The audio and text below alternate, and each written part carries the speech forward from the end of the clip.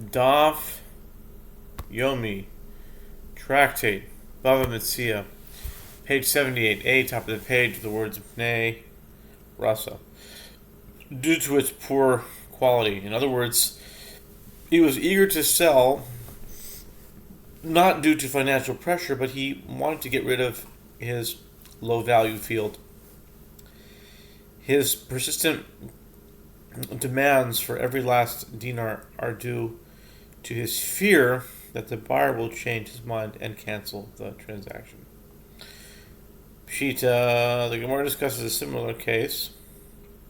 It is obvious that if one wants to sell his property for 100 dinars but does not find a buyer, and in actuality he sells property for 200 and goes in and goes out for money, the buyer has not acquired the field, as it is clear that the seller performed the transaction due to financial straits.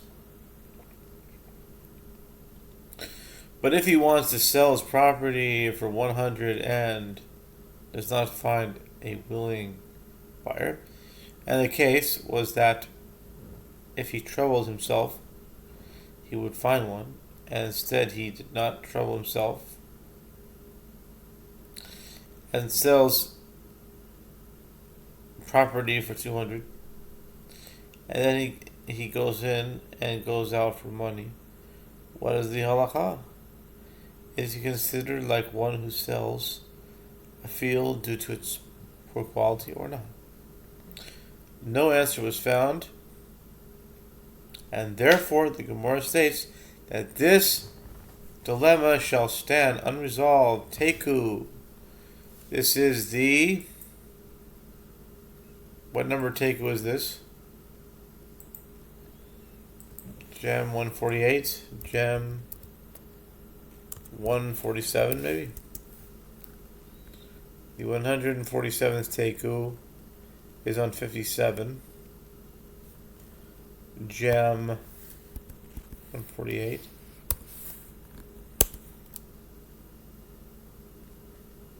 Yep, I think it would be the 148th teku.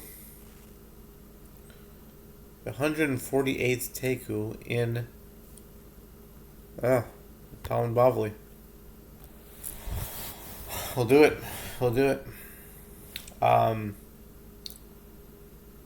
Teku. Tishbi Taretz Kashtas Vibois. The Mishnah teaches that if one hired a donkey driver, what was the question? Someone wants to sell his property for 100.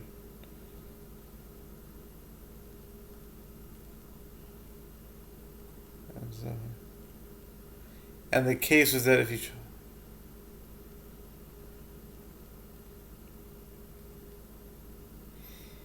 Okay. Anyway. The Mishnah teaches that if one hired a donkey driver or a potter, and they reneged and the goods would be lost, he may hire other workers at a higher price at the former's expense, or deceive them to make them agree to return to work. The Gemara asks, up to what amount may he hire at their expense? Nachman said up to their wages. In other words, if the first workers did part of the work and the employer had not yet paid them, he may add the amount he owes the original workers to the new worker's wage. Rav raised an objection to Nachman, but it was taught in a Braita that he can hire at their expense for up to 40 or 50 dinars. Rav Nachman said to him, when that Braita is taught, it is regard to a case where the bundle has come into his possession. In other words, the original worker left his toolkit with the employer. In this situation, the employer has more financial leverage as he can sell the contents of the bundle to cover even higher costs. Mishnah. New Mishnah. With regard to one who rents a donkey to lead it on a mountain,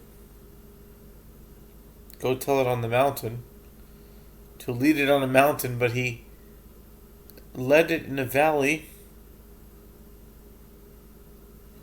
or one who rents a donkey to lead it in a valley, but he led it on a mountain, go tell it on the mountain, even if this path is 10 mil.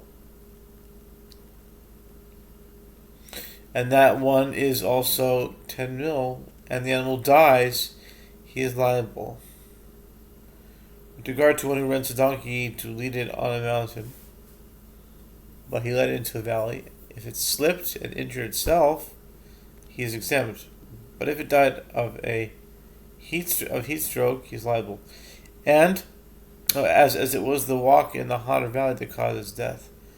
With regard to one who rents a donkey to lead it in a valley, but he led it on a mountain, if it slipped, he is liable, because this was caused by the mountainous terrain. But if he died of a heat stroke, he is exempt. It suffered from a heat stroke due to the ascent, he is liable. If it suffered from heat stroke due to the ascent, he is liable. With regard to one who rents a donkey, with regard to one who rents a donkey and became ill or was used for public service, the owner can say to the renter, that which is yours is before you. He is not required to reimburse the renter or to supply him with another donkey. If the animal died or its leg broke, the owner is obligated to provide the renter with another donkey. Gemara, the Talmud says, Gemara asks, what is different about the first clause? Gemara asks,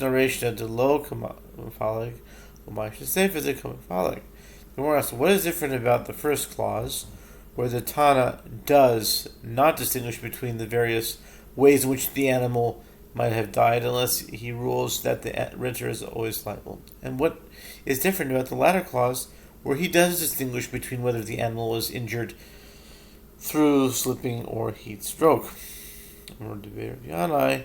Or answers.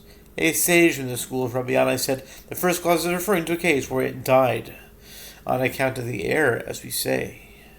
The air of the mountain killed it, and we can equally say that the air of the valley killed it. A change in weather such that the animal is exposed to weather conditions he is accustomed to can be lethal. Rabbi Yossi Bar Chanina said the Mishnah is referring to a case where it died on account of exhaustion, as it can be assumed that this was caused by the weather. Rava said the Mishnah is speaking of a case where a snake bit it, as this is just as likely to happen in one place as it is in the other. Conversely, Rabbi Bar said in the name of Rabbi Yochanan,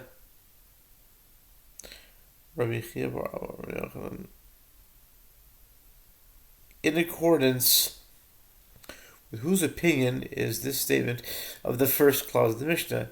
It is in accordance with the opinion of Rabbi Meir, who says anyone who diverges from the intention of the employer by acting against their agreement